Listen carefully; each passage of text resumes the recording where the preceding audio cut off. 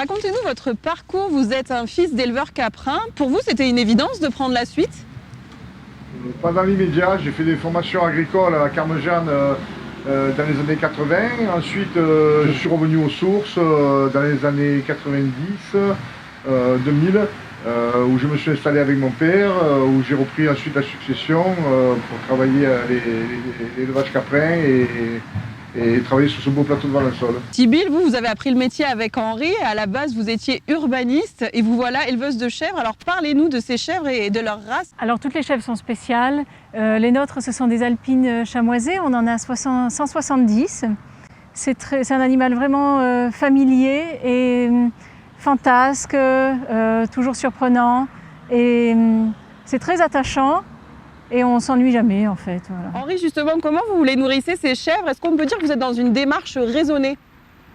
Alors c'est au-delà du raisonné, puisque ça fait 50 ans que je suis sur l'exploitation, et que ce soit mon grand-père ou mon père, ont toujours mis que le fumier de nos chèvres comme engrais sur nos terres. Et donc ça, pour nous c'est un signe de qualité, et il n'y a aucun produit, aucun pesticide et aucun engrais chimique.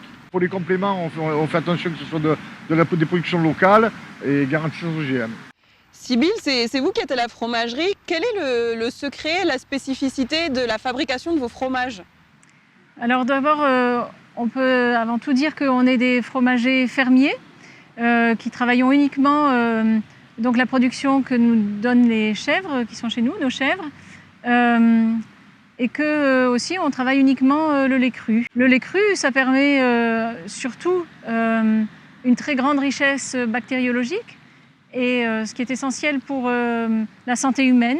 On est en AOC Banon, on est seulement une quinzaine de petits producteurs fermiers à faire du Banon. C'est un produit qui est extrêmement rare et qui est particulièrement savoureux quand il est fermier parce que on travaille le lait immédiatement après la traite.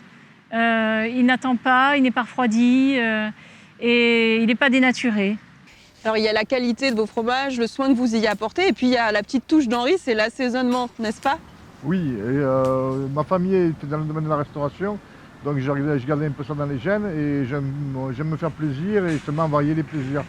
Donc on a plusieurs variétés, des fromages au poivre qui viennent de Madagascar, aux herbes de Provence, et quelques spécialités comme le bouillon qui fait avec du charbon végétal, des herbes de Provence et quelques ingrédients secrets que je ne dévoilerai pas. Si vous aviez 1, 2 ou 3 mots pour définir votre métier, votre façon de faire, ce seraient lesquels? On a envie de prendre du plaisir à faire ce métier-là. On a envie que nos chèvres grandissent dans le bien-être. C'est important, donc c'est peut-être le bien-être et le plaisir et qu'on essaye de transmettre à travers nos fromages à nos clients.